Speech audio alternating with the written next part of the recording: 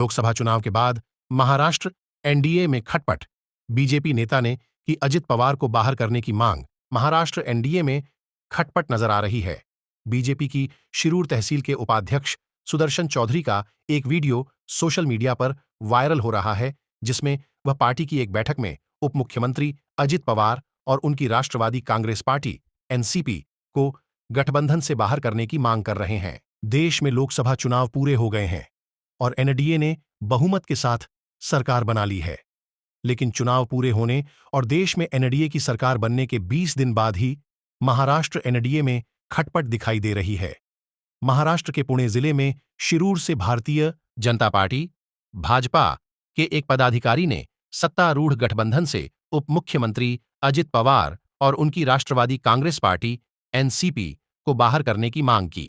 BJP की शिरूर तहसील में हुई समीक्षा बैठक के दौरान शिरूर तहसील के उपाध्यक्ष सुदर्शन चौधरी का एक वीडियो सोशल मीडिया पर तेजी से वायरल हो रहा है, जिसमें वह पार्टी की एक बैठक में यह मांग करते हुए दिखाई दे रहे हैं कि महाराष्ट्र के उप मुख्यमंत्री अजित पवार और उनकी पार्टी एनसीपी को महायुति गठबंधन से बाहर कर दिया जाए। सुदर्शन चौधरी ने क्या कहा? सुदर्शन चौधरी वीडियो में बीजेपी नेतृत्व से कहते हुए सुनाई दे रहे हैं, आपके लिए यह सुझाव है, पार्टी कार्यकर्ता क्या सोच रहे हैं उसे समझिए।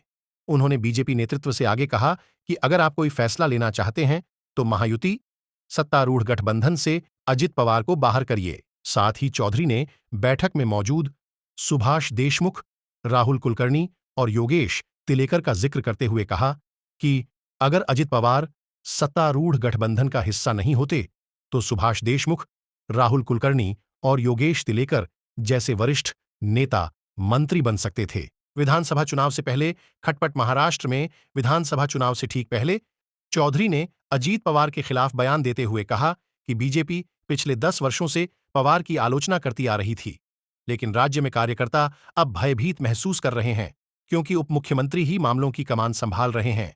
सुदर्शन चौधरी ने आगे अजीत पवार के खिलाफ मोर्चा खोलते हुए कहा कि तहसील में सभी बीजेपी कार्यकर्ताओं की इच्छा है कि उन्हें ऐसी शक्तियां नहीं चाहिए जिसमें अजित पवार का हस्तक्षेप हो।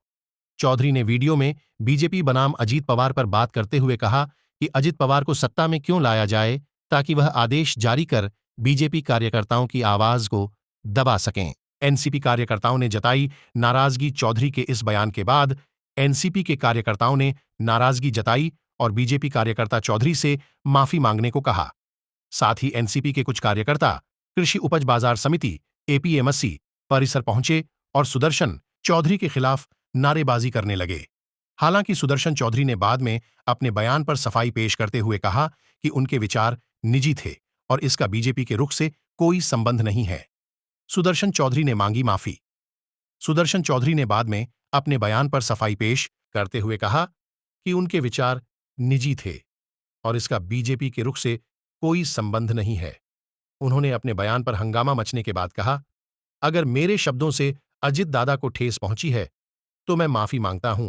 चौधरी ने सुरक्षा की मांग की। इस मुद्दे पर हंगामा मचने के बाद सुदर्शन चौधरी ने सोशल मीडिया पर एक पोस्ट शेयर करते हुए महाराष्ट्र के उप मुख्यमंत्री और वरिष्ठ बीजेपी नेता देवेंद्र फडणवीस को टैग करते हुए कहा कि वह जनता की भावनाओं को व्यक्त कर रहे थे, जिसके बाद उन्हें एनसीपी के गुंडों ने धमकी दी। उन्होंने कहा कि उनकी जान को खतरा है, जिसके चलते चौधरी ने उप मुख्यमंत्री देवेंद्र फडणवीस से पुलिस सुरक्षा देने का अनुरोध किया।